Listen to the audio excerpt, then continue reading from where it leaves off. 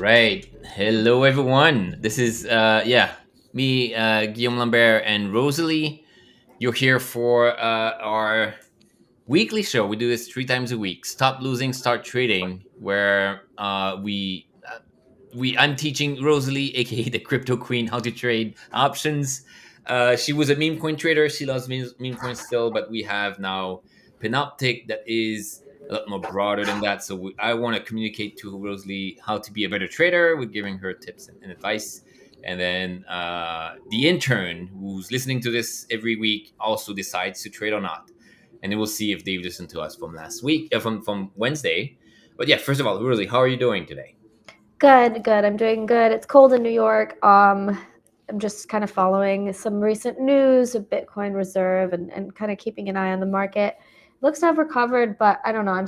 I'm down bad. So yeah. Everybody's down bad. Even the stocks, the boomer investment area, which is all the tech stocks are down. Tesla's down bigly, but then yes, a lot of them. So I don't know what's gonna happen in the market. Maybe there's a trade for us to position ourselves and be on top. And maybe let's go quickly over some of the market's recent movements, and then we'll go also to the main content. But it's been flat all, I guess, over the past week. ETH is now below 2150. It's been like that since maybe ETH Denver. It is a wild ride up and down. But remember, when you're an options trader, if the price stays range bound or if it doesn't move too much, just trade for that. So you can also be profiting from what looks like a boring market, which is going sideways. But rather, if you have the right trade, you can leverage or tap into that. So that's what also we've been doing on the ETH USDC trade market on Panoptic, trying to create delta neutral trades, trades that work, whether the price going up or down, not too much, but stays range bound. So this is what the price is. And yeah, the other coins are also behaving similarly. The Bitcoin Reserve announcement came out, but it was only Bitcoin. Forget about XRP and ADA, Cardano. I don't know if they're down bad, but there was a bump over the weekend, and it subsided very quickly when people realized what the Bitcoin reserve status meant.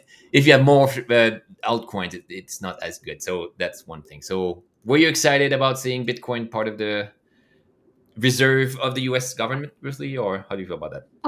Yeah, I think it's interesting step into a new direction and kind of changing things about finance and crypto. But personal, like I don't know. I think crypto was created, to kind of be its own bank and be its own government. And now it's like they're coming in, which is it's good for us, but it's like you weren't even invited. Yeah. But it's okay. That's a good way to say it. Yes, and then the kind of feel the same a little bit. Even the ETF news or like, yes, the big firms, we all know the names, come in, but it's like they want to do. They had enterprise level blockchains for the longest time, and this didn't work. I think because of that, no one invited or wanted this. I'm sure that if it's holding, a lot of hodlers over there are holding Bitcoin anyways. If it's the government, it's fine as long as they don't sell. But yeah, I feel like the whether it's US or any government, they won't have any control over the resource the same way that they don't control. Maybe they do the oil markets, but yeah, the Bitcoin, any the commodity. So yeah, I mean it's fine. It didn't impact the price as much. People price this in. This is kind of the beauty of sometimes the efficient market hypothesis. Whatever you do, it's priced in.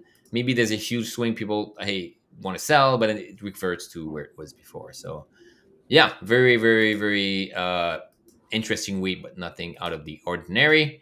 Let's hop right away to the portfolio of intern. So the intern is listening to our trades. We discuss trades here. It's not financial advice, just to give you ideas of what you could do. But overall, this is financial entertainment.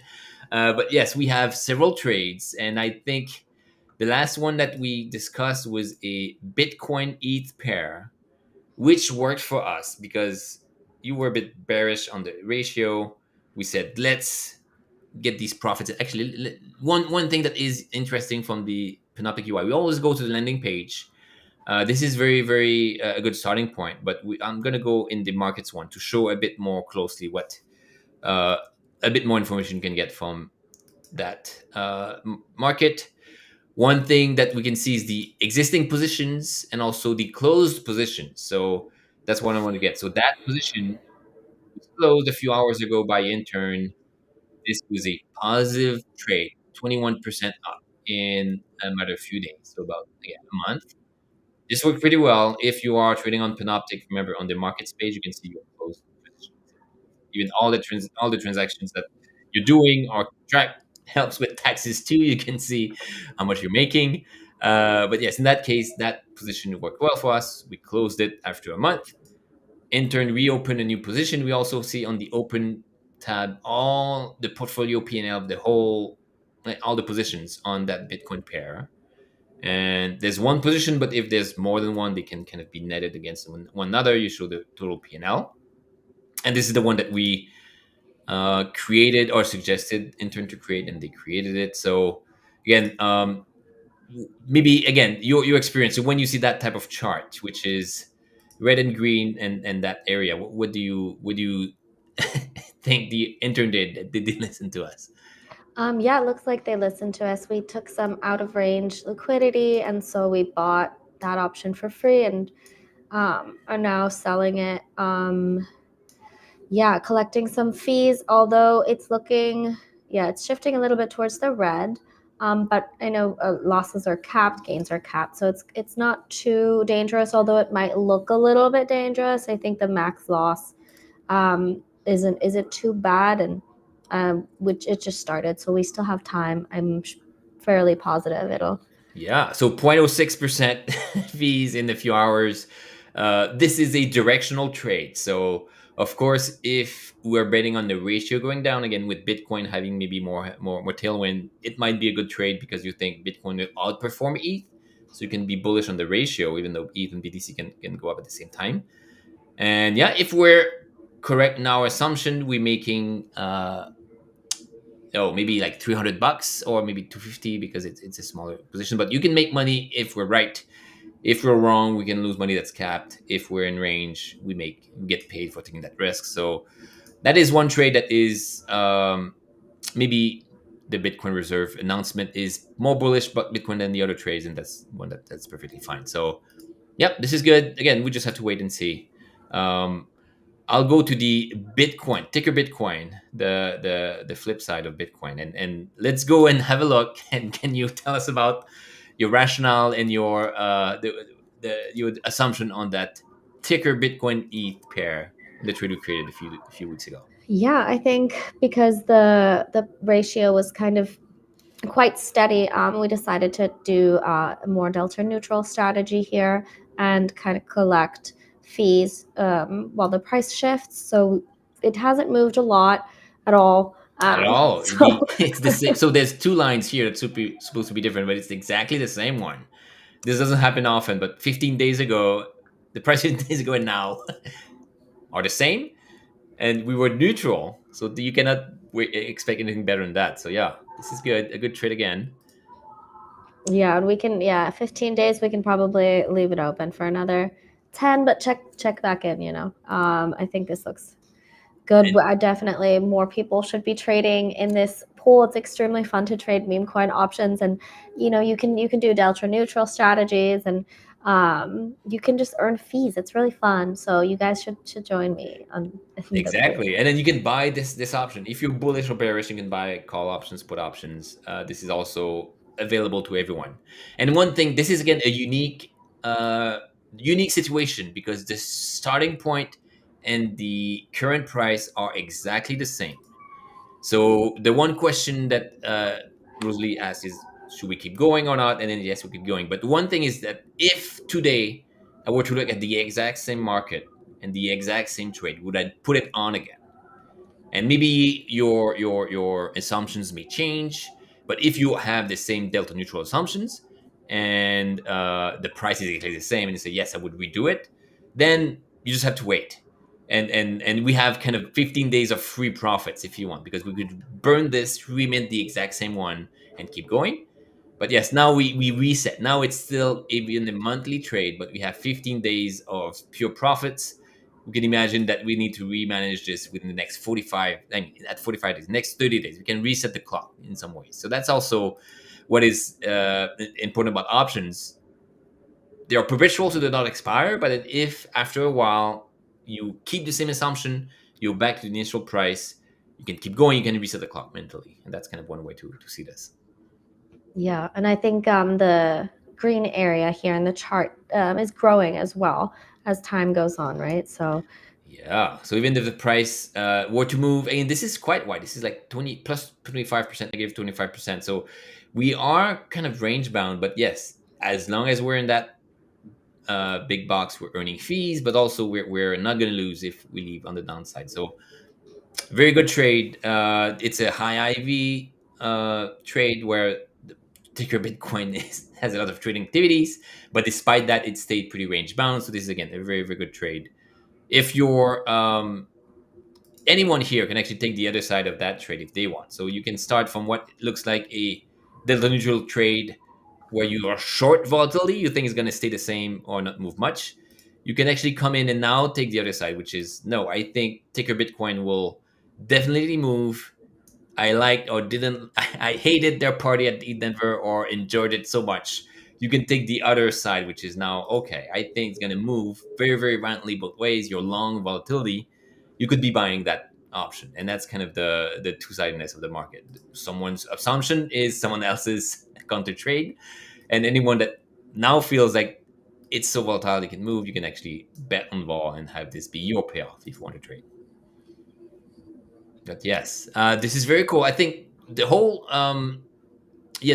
portfolio of intern is pretty straightforward. Again, we want to create high probability trades where you would earn a profit, whatever, 6, 7 times out of 10. We closed one position last Wednesday that was a loser, I guess, for us. So this is non-optimal.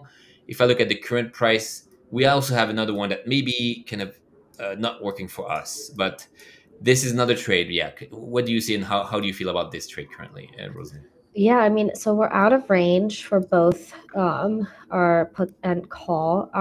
Although I don't know, I feel like I have faith it'll move back into that range, honestly, but maybe it's time to kind of create a new position. I don't. What is the best thing to do? Is it better to wait for it to move back? I guess not at 28 days, right? Yeah. So the initial, this is a monthly option. We're 20 days in. The initial assumption, which was somewhat neutral, we said we are fairly confident the price will stay between whatever 2,200 and 3,500. And this was 28 days ago. Turns out that we were wrong, like barely wrong, but still wrong because it did move outside of that range. And because it's been one that we held for quite some time, and we've earned 4% in fees. And this is the key point. We were wrong. Our trade was wrong. Our directionality was wrong. But we made some money or barely lost anything. Whereas if you were to buy the option or do it on perps, you would lose one on one. So this is one of those scenarios where even if you're wrong, you can make some money or cap your losses in a way that is less damaging. And that's one of those scenarios. So I do agree with you that maybe the assumption changes if you're very confident that this range is still going to hold.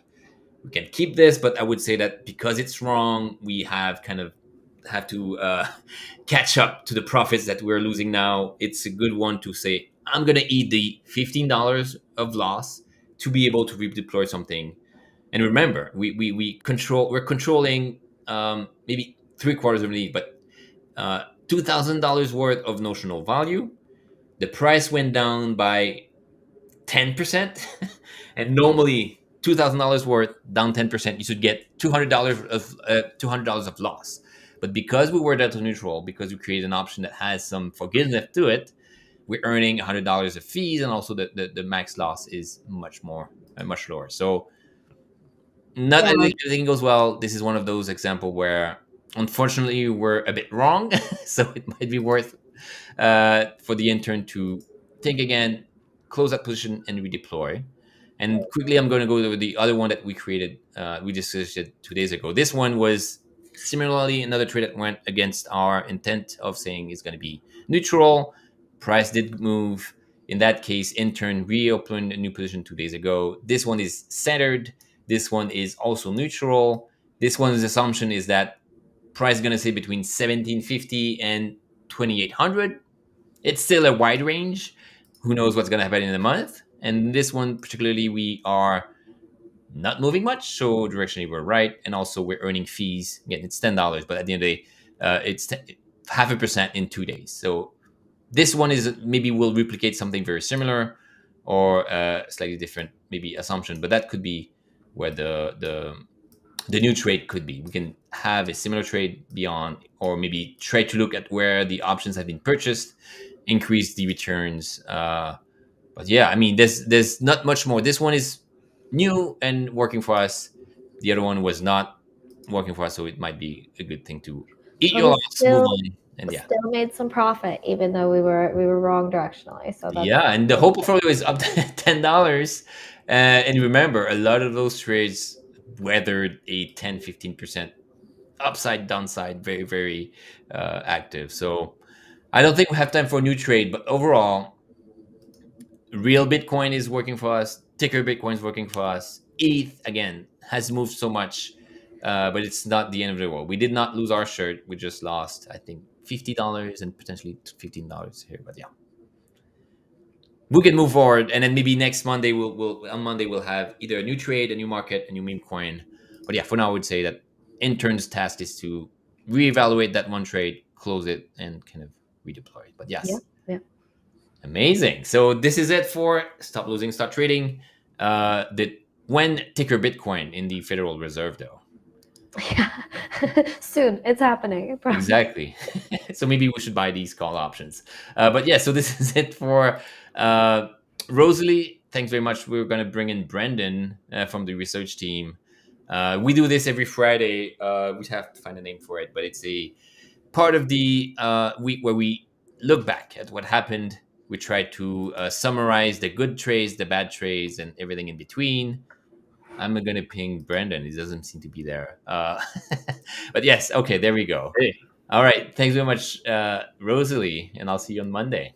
Yeah, see you Monday. All right. So what's up, Brendan? Sweet. Happy Friday. Happy Bitcoin Reserve, as you mentioned. Not ticker Bitcoin, but BTC Reserve. Yes. It's a matter of time. All the meme coins will also be part of the portfolio, maybe. And Trump coin and Melania. He should have done. We do 2 tokens, the Trump coin and Bitcoin on the reserve. That would be very, very.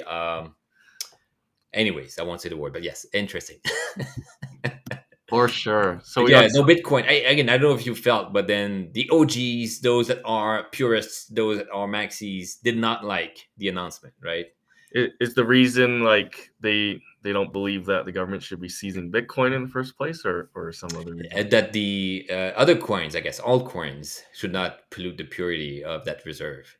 Oh, the tweet announcement where Yes. you mentioned some other crypto. Yeah.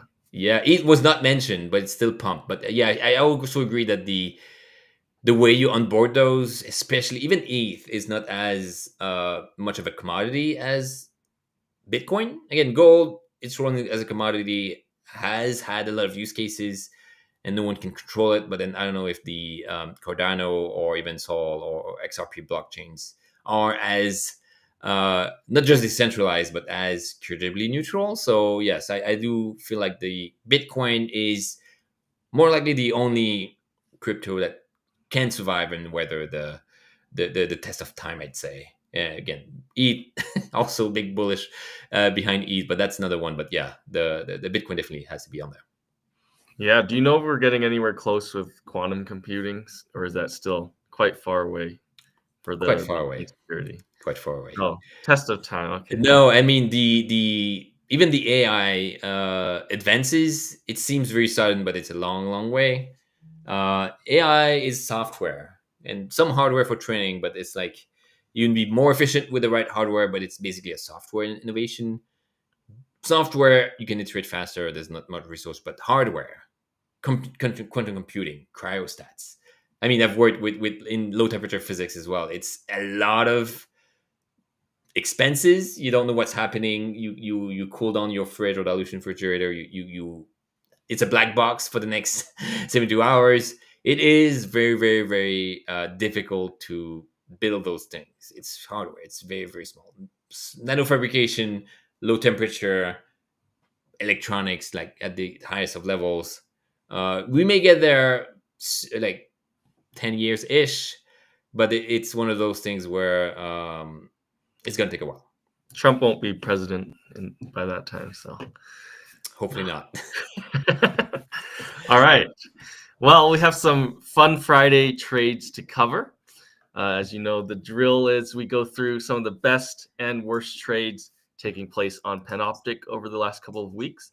Since it has been about 2 weeks since we've done this, we'll go over some trades that have either been placed or closed in the last 2 weeks. And we will, before I share my screen here with the trade, we'll get your kind of guess on the best and worst. So first off, do you want to start with the good ones or the bad ones?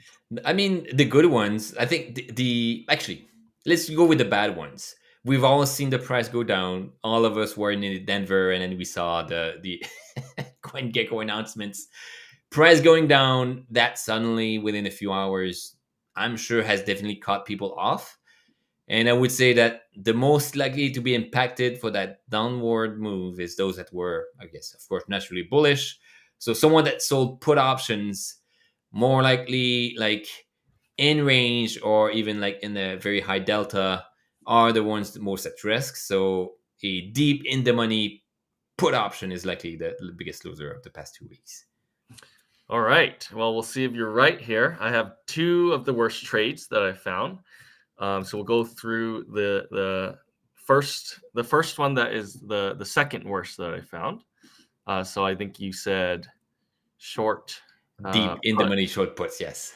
Deep in the money. Let's see how your answer goes. We'll share right here. Yeah. And you are correct. So we have a sold put here, but it was sold quite a while ago. It was actually sold before all of the interesting. the news for the week. No, I think 8 days ago. Oh, yeah. Around the time. They closed early. If they closed this 6 days ago, yes, it would have been worse. It would have been even worse, potentially. I think. Wait, what's the close? So, yeah, this is we can track the position, but yeah, the close price was 21.49. No, 23.45. The yes, close price. Yeah. Okay. It would have been worse by another $200 if they had waited. So it's $200, but they have 3 ETH as their position, so it's $600 potentially. Yes, true. With the delta option ratio 1, so would have lost another $600. They cut their losses short at just under $3,000 of realized losses on the short put. The premium of about $450 is already factored into this. So without the premium earned, they would have lost, over $3,000. But with the premium, they lost just under $3,000. So yeah, quite unfortunate on the directional bet here. People, LPing, this is an LP position in Uniswap, really is the underlying thing. LP equals option. So here is a pure kind of LP position in Uniswap, and they are directionally bullish, and so when the price goes down, you get a realized loss there. And also, I don't know, this one has a problematic streamer chart, but once it went out of range, past the 2981 barrier.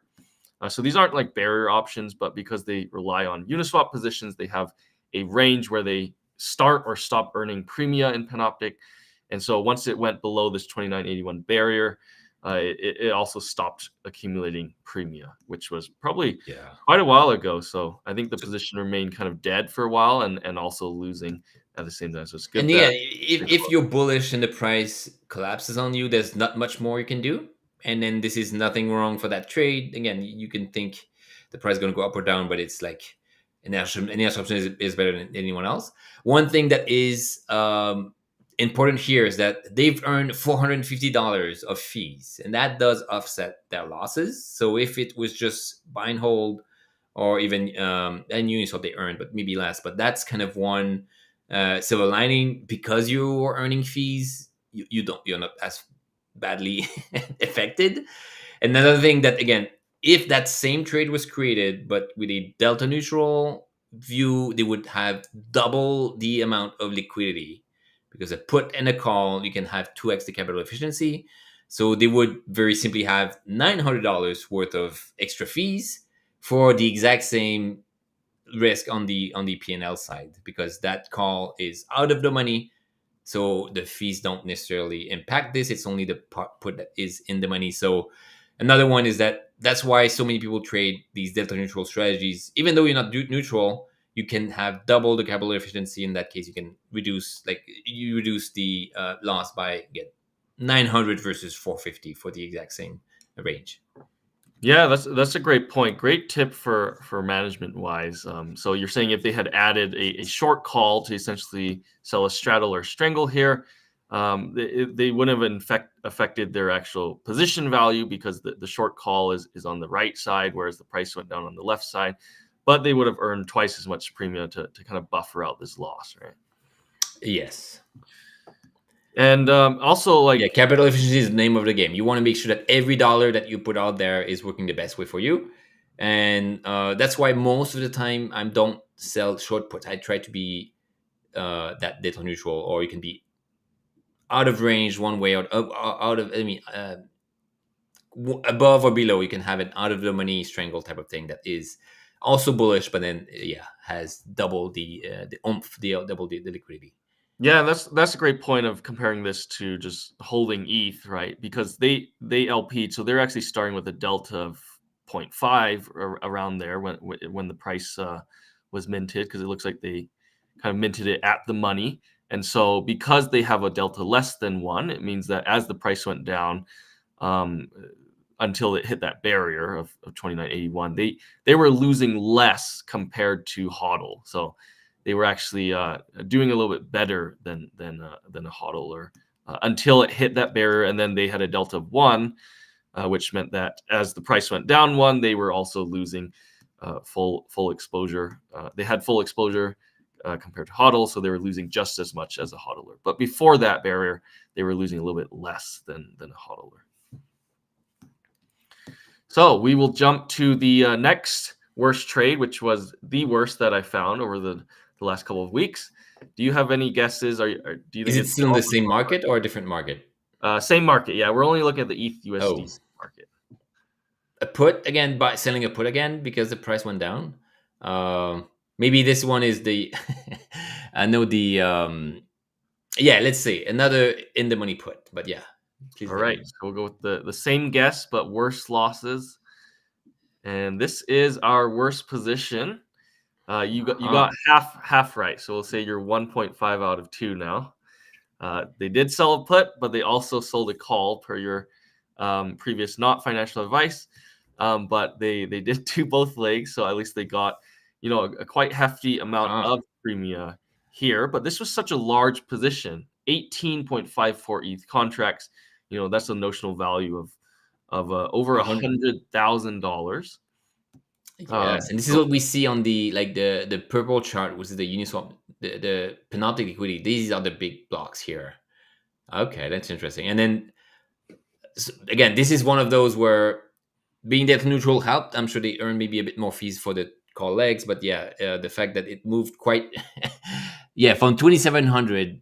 So okay. So this is 18 ETH worth of position sizing, right? Yes. And it moved from 2,700 to 2,100, so $500 per ETH. And in theory, that would be $9,000. So at least it's going to be so. Even there, they earn fees. They only lost 8,000. But yes, that's an interesting one. I think I may have been purchasing some of those liquidity, because this is a lot of liquidity. It's a daily option as well, right? It's very, very narrow. So that person probably were caught off guard, because I'm sure that, can we show the price? It probably moved immediately. Didn't stay long there. Yeah, maybe 15 days ago it was like February 22nd or so. But we should show with the mint time. But very, very, very unfortunate. Hopefully they were hedged either off chain, or that's why they kept it on. It's still open too, so maybe they should manage that liquidity. But this is also another unfortunate. But try to be on top of your trades. If you're trading a daily option, be ready to move or roll or readjust every day.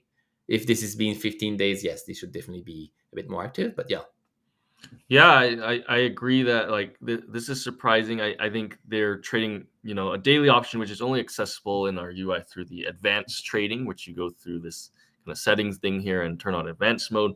So these daily options, and it's quite a large size here, so it's probably a more advanced user. If you check their Premia chart, they were doing well, earning quite a lot of Streamia, and then once it hit that barrier of around 25.50, and ETH price went below 25.50, they just stopped earning Premia, and so with these daily options, you'd assume they're trading in the short term, and they were kind of quite in range here. The green no, price. that's right. It's one of those things where historically this looks like a fantastic trade. Had they put this on early February, they would have made 50% premium. It would have been an extremely profitable trade. But yes, the past is not predictive of the future, and unfortunately, a couple of days after, they went out of range. And this is also how these things happen. There's a big move, large dislocation.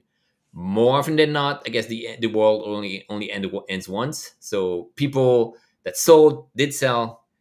There's nothing else that happens for the next week or two because people are kind of collecting their losses. So a good way to capitalize on large sudden moves is to maybe enter the market. It may seem weird, but you capitalize on that. That the market is going to be a bit more scared, less trading. If the price has moved very violently, maybe it's not going to move more than that. And that's kind of the idea about the volatility that mean reverts. But yes, that's that trade could have been put on in response to a big move, or maybe a bit earlier to capitalize on that. But yeah, but this is fine. I mean, hopefully if they manage 100K worth of positions, they still are able to sustain maybe a 8K loss. One thing that's also very important, they control $100,000 worth of capital, and the requirement is only 18,000.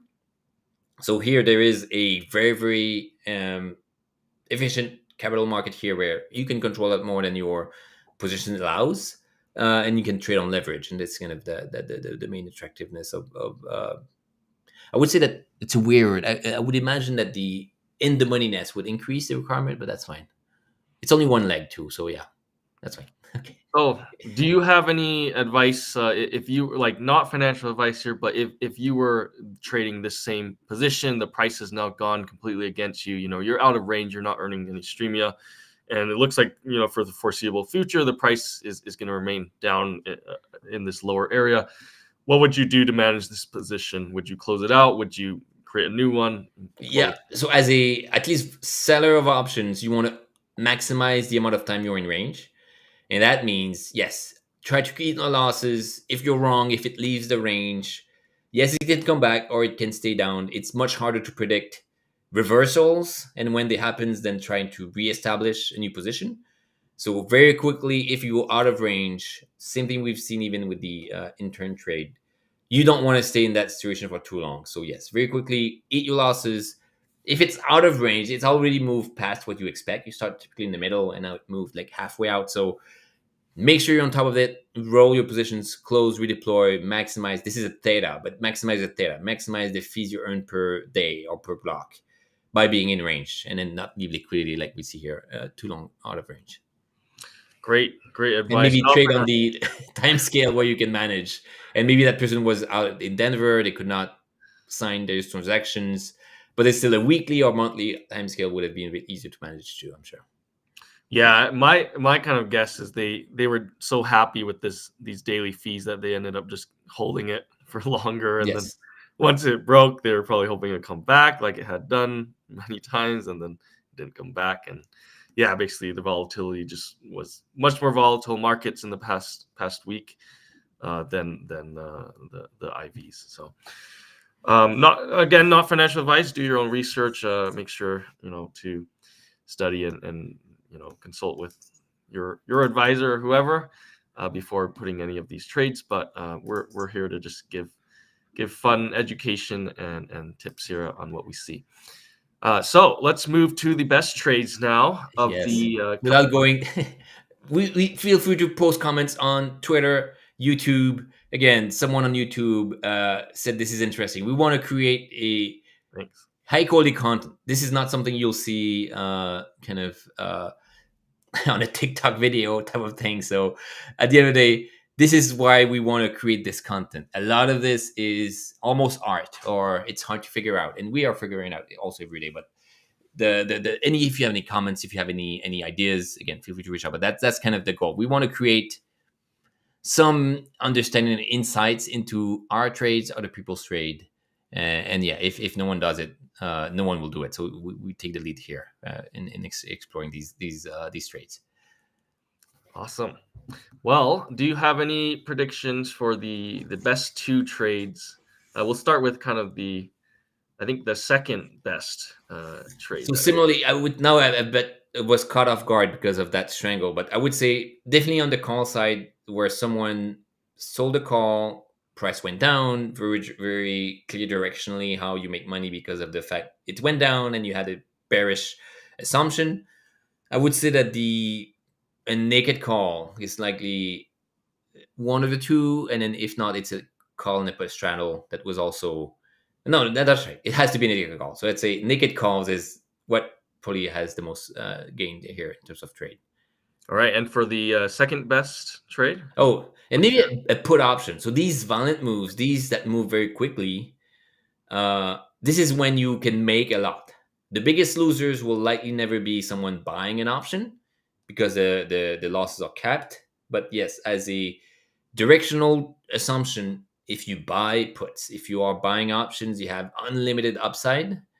And I would say that it might even be the most profitable one, because anyone that bought an option 3 weeks ago, please sees like, I don't know, 50, 100, 200% profits there.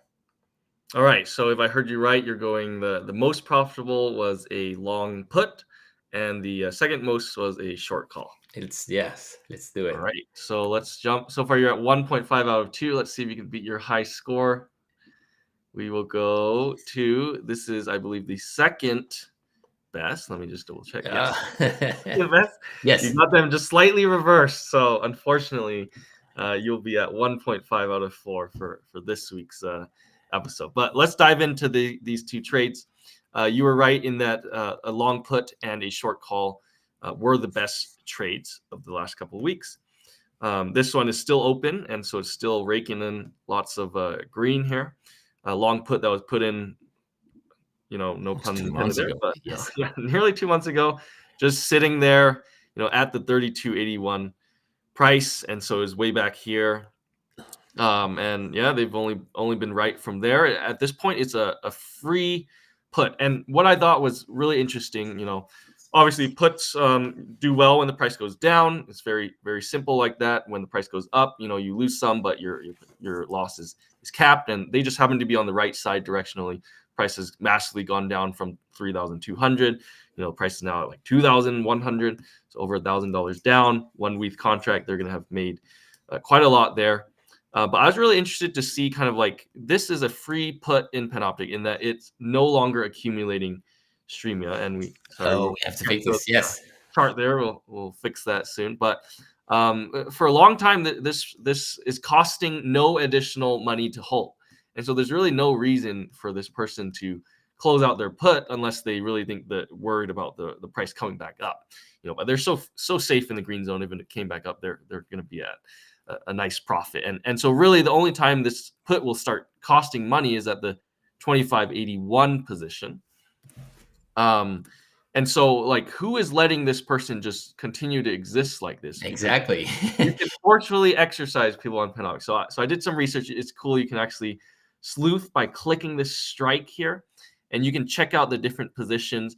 And I found 2 positions. I think it was this short put, and then the person selling them the put, and then another person selling them the put as one of their legs in their strangle. And so I compared these 2 tabs to show you this person sold a put a long time before, over 2 months ago, 2.5 months ago, and is sitting there at quite a big loss. So I think one man's win is another man's loss. But yeah, you can see the two-sidedness for sure.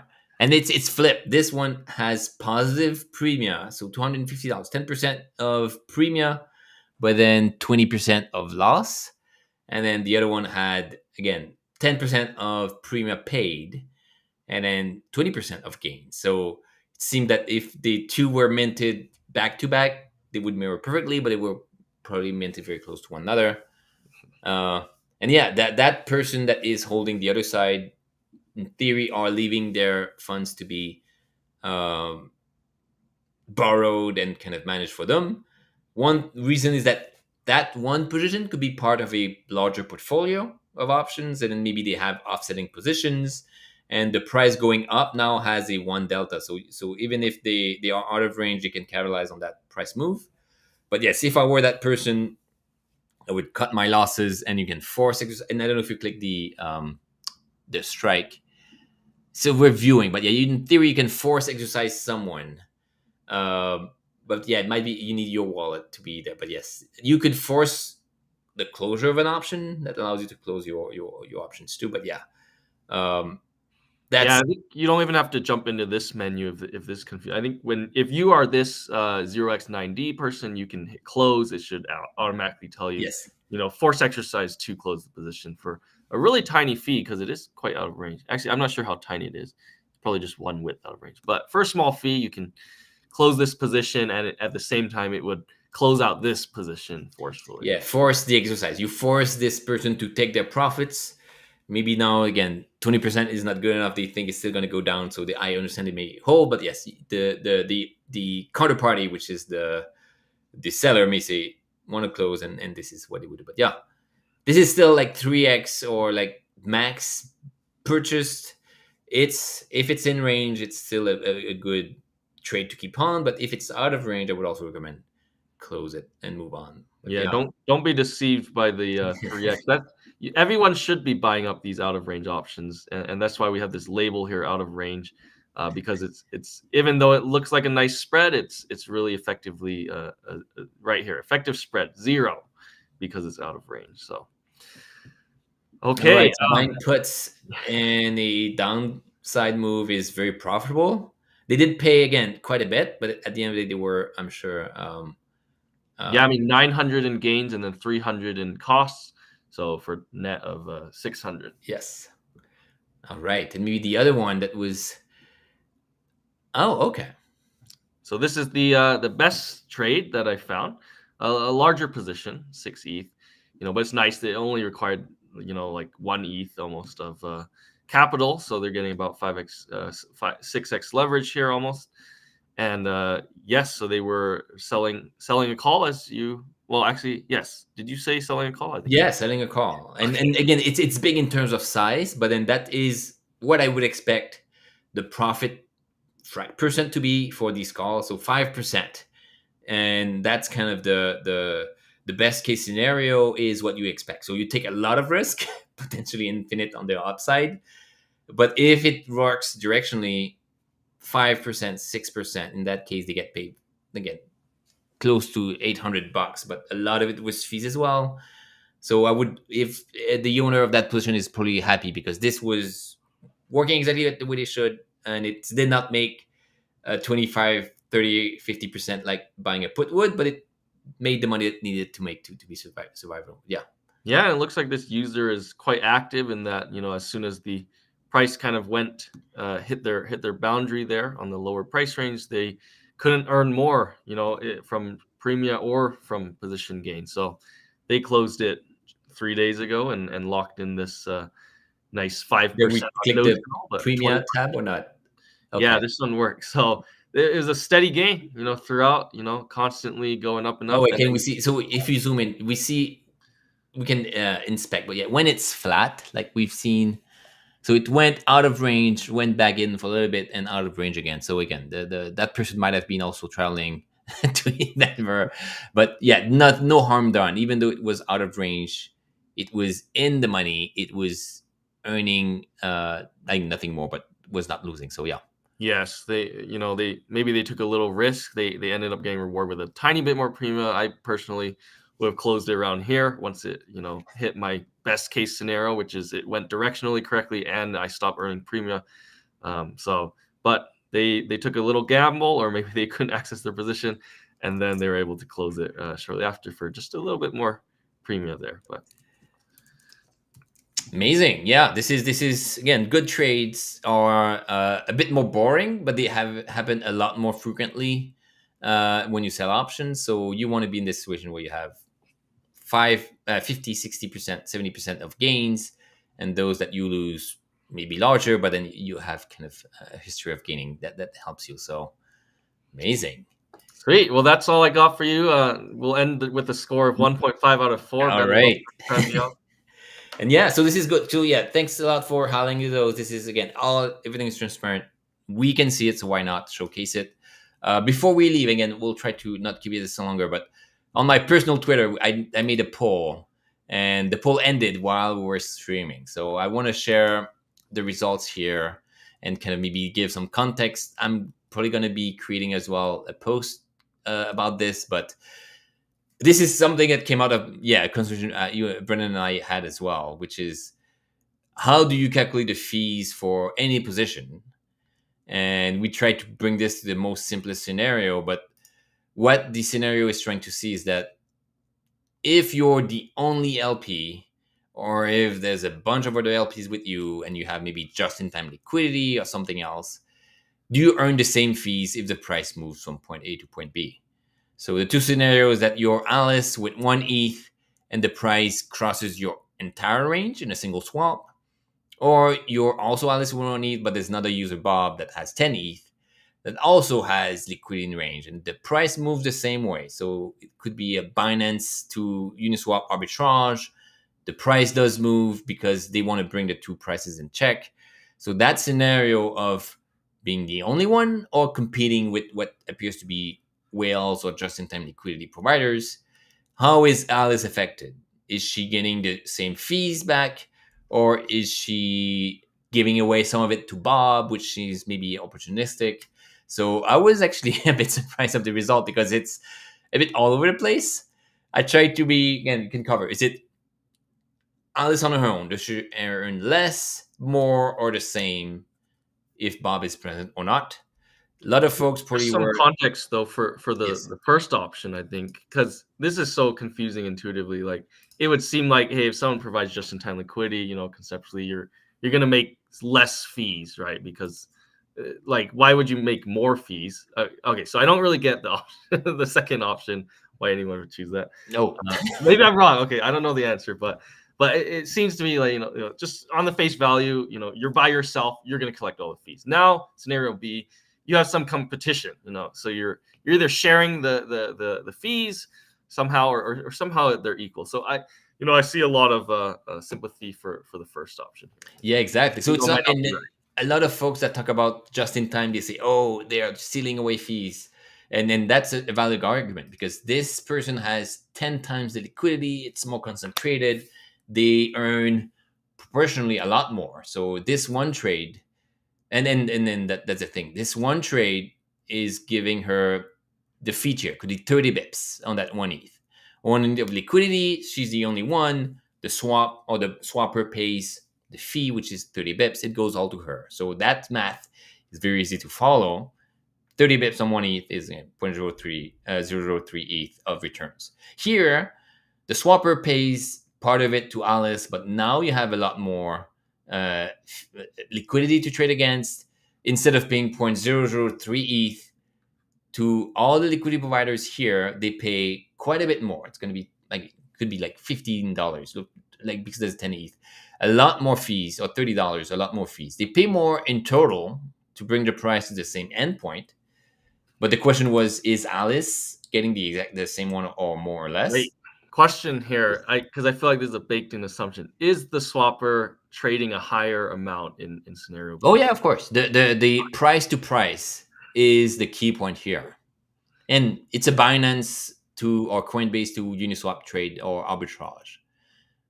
Whoever sees the price and can trade brings it at 2,000 because they make a lot more profit, type of thing. Yes, the liquidity is higher, but if there's 1,000 ETH and the price is I guess 1980 on Uniswap, but then 2000 on Binance. You can sell on Binance, buy on Uniswap. You can do the trades, and typically there's no ceiling as long as the swapper has enough fees and enough liquidity they can trade. So that is definitely not the trap, I guess, but that's the assumption. You move across all liquidity that's there to end at the same price in both cases. And yes, long story short, if you do this, because the price move is different, because you still have 1 ETH of liquidity in range and you go across the entirety of it, Alice's share is also the same, 30 bips on that 1 ETH.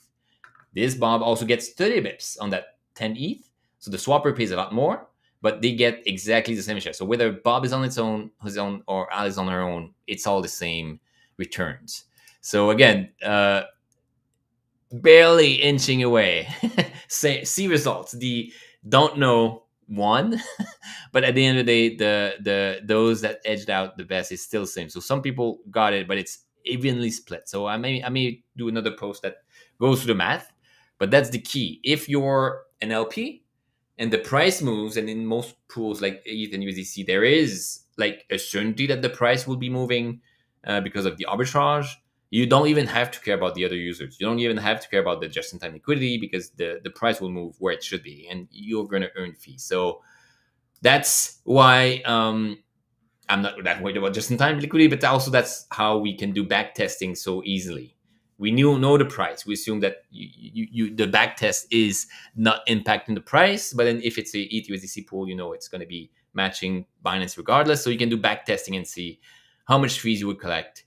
Whereas your Alice between 1980 and 2000, or Bob between some other places. So that's kind of a cool little piece. I'll try to kind of Yes, for the data nerds, we have a backtester on our research open source repo.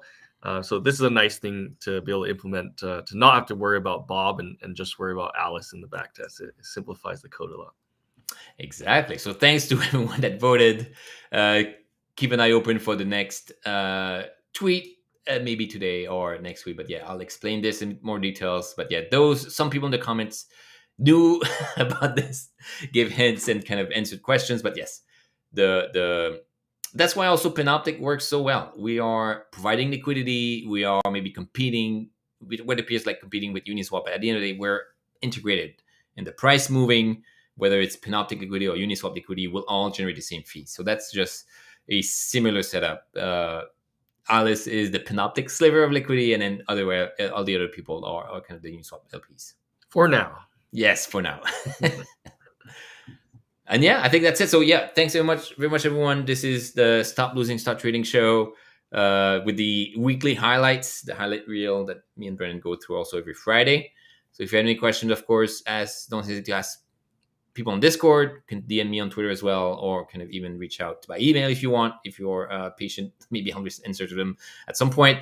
But yeah, nothing here is financial advice. It's all for the entertainment and the laws. But yes, thanks so much everyone for tuning in. And one final announcement: make sure you're depositing on Grow. If you haven't, check out grow.panoptic.xyz. We've got a special lucky boost, a 2x boost for new depositors during the last 2 weeks. And so that will be going for another week or so. Sometime next week that'll be ending. We'll make some posts, and your pips will also be updating. So check out the leaderboard later today when we announce that. I know a lot of people have been waiting to see their updated point balances over the last 2 weeks. A lot of Streamia being farmed and deposits going in over this volatile period. So please check out our Grow site to start earning those points, and our leaderboard, app.panoptic.xyz/leaderboard, to see your points earnings. All right, amazing. Thanks very much, everyone, and yeah, have a good weekend. Take care.